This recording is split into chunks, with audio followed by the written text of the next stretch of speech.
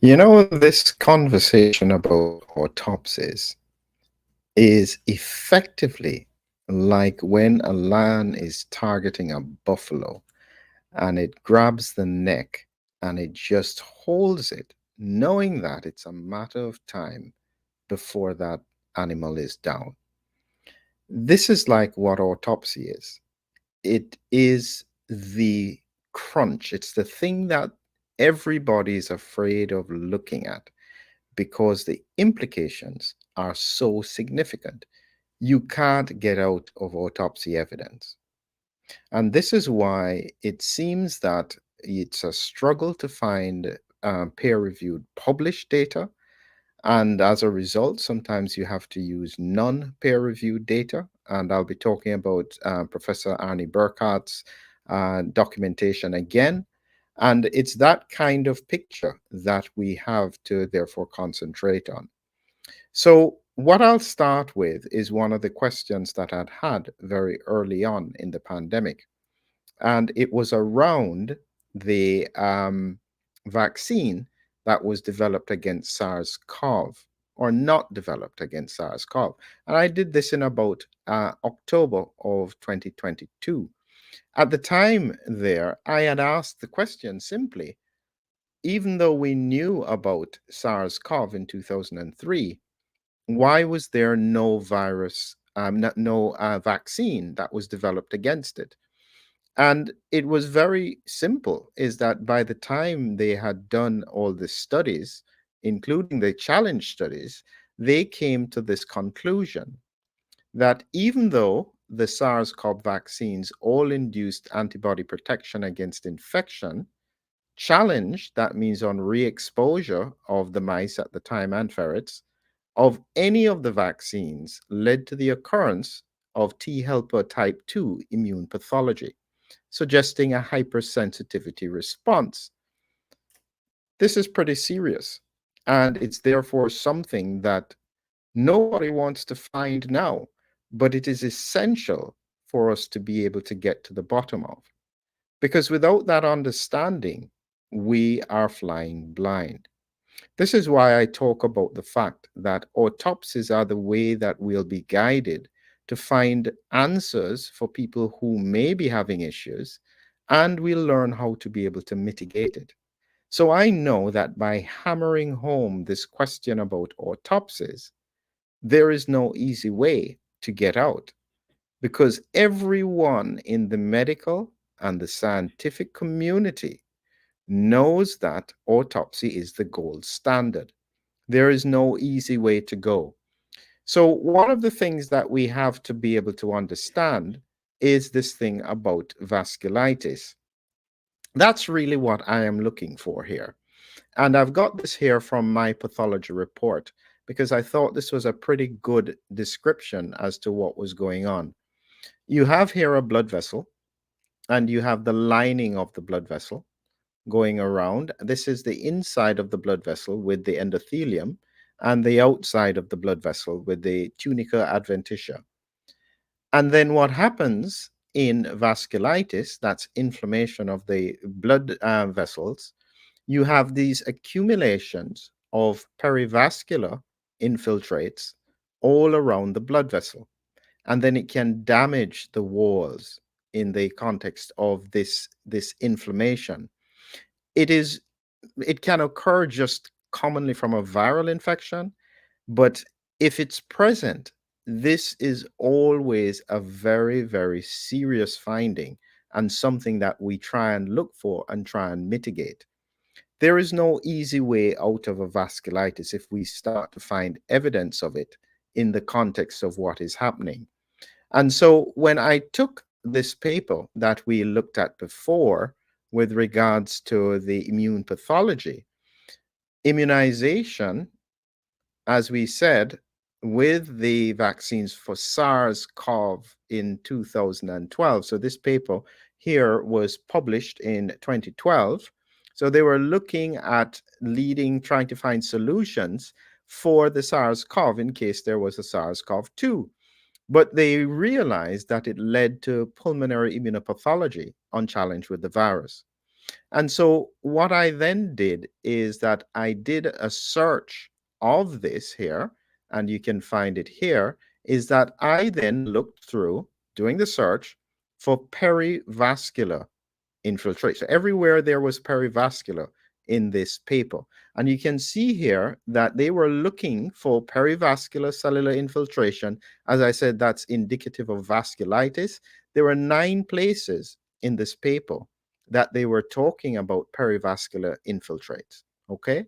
So this is how I know what we saw then and what we should be looking for now. And that's what nobody wants to do in terms of seeing this, because as I said, there is no easy way to explain it away. It has to be investigated. It needs to be clarified. And so there we come to the question about what did Professor Burkhart find? So in case you didn't know, he's a German pathologist. He had looked at COVID early in the pandemic, trying to understand it. He was one of the early people who published papers on it, trying to understand the disease. And at the same time, he also looked at what happened in people who had been vaccinated who had died. Sadly, he died sometime after he'd made this publication, which was not appreciated. And so, in a sense, we lost this valuable work that he was doing. So, here is the work that he did. And he was talking about at the time that their causative role in terms of the things that were going on with regards to after all of the investigations, the autopsy investigations. And so in this, he again highlighted, and he was looking here at 15 cases of people who died, and they recorded their age, the time of death. So this one here is a female, 82 years old. She had 2 doses, and 37 days after she had died, they did an autopsy. So they didn't die of COVID. They died of other causes. And you can see all the different time frames: 31 days, 68 days, 65 days, 11 days, 8 days, 37 days, different vaccine candidates. This one was unknown: AstraZeneca, Pfizer, Johnson & Johnson, Moderna. So this is across the board. This is the kind of research that should have been done, that really wasn't done. But as I explained to you, is that when they looked at all of these cases, this is the thing that stands out. There was extensive perivascular accumulation of T lymphocytes. This is the same thing that I said to you is indicative of a vasculitis, very similar to what we had seen previously in terms of the other animal studies that were done in 2012.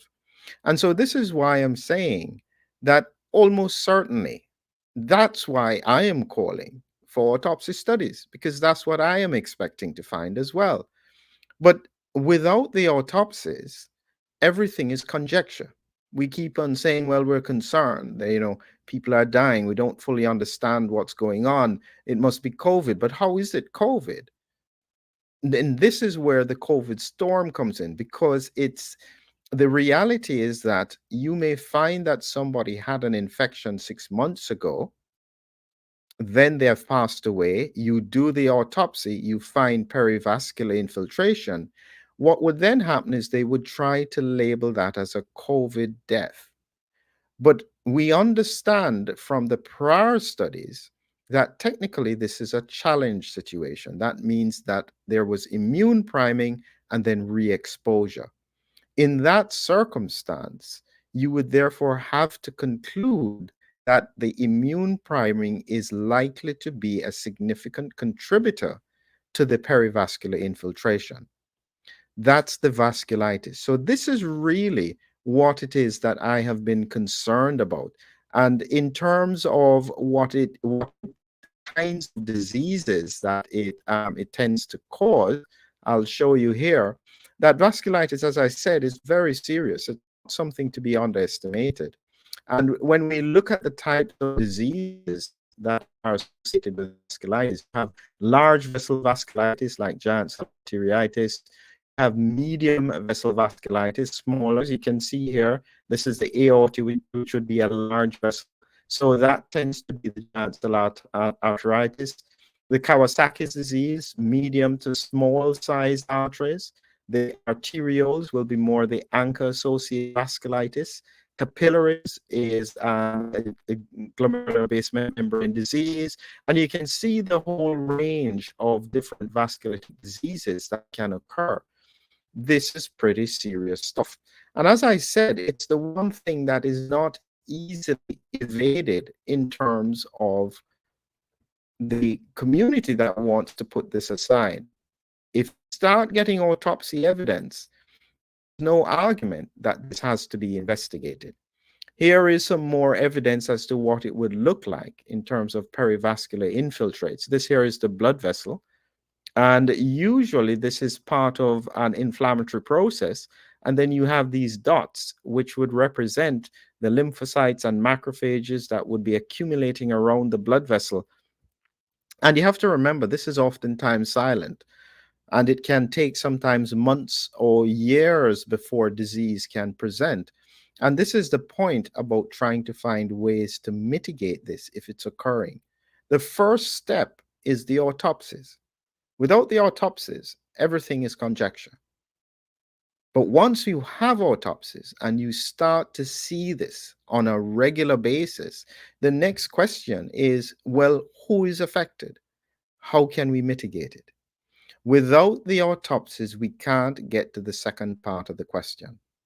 And this is why I'm hammering it home. You'll find that this was the point that got me censored once I started talking about this, because as I said, it is so important. It is effectively taking a big company that's making a lot of money and they say, we're doing very well. And you say, have you had an independent audit? And they go, no. And you say, well, we don't know if those numbers that you're giving to us are actually accurate. We want an independent auditor to look at your numbers, look at your products, look at what's happening in the background. After they have done that, if there are no issues, that's when you say that you're okay. So not having autopsies is effectively the same as a company not being audited. And I can guarantee you investors wouldn't do that, wouldn't put their money in a company that wasn't audited, because you can't know exactly what's happening behind the scenes. Just remember, autopsy is the hole that the lion has on the neck of the buffalo. Once you keep asking for it, there is no getting out. It has to be done. Once it's done, you then have to make sure that the findings are independently analyzed and clinically made in context. And then we can start making progress in terms of finding solutions. There is no doubt that something is wrong. Even the life insurers are talking about the excess deaths now. So something is happening, and we can't know for certain what it is without autopsy. Let me just repeat this to the censors. I am not saying that the elephant in the room is the cause. I am just saying you can't exclude the elephant in the room without autopsy and without research. This is getting harder and harder to talk about because, as I said, the implications are so serious. But I don't think we have any option but to keep on pressing this point home, because at the end of the day, this can affect everyone, families, loved ones, especially older people who may have other comorbidities. We have a responsibility to keep on investigating, even if it's inconvenient, and even if those in power don't want you to ask questions. Have a great evening.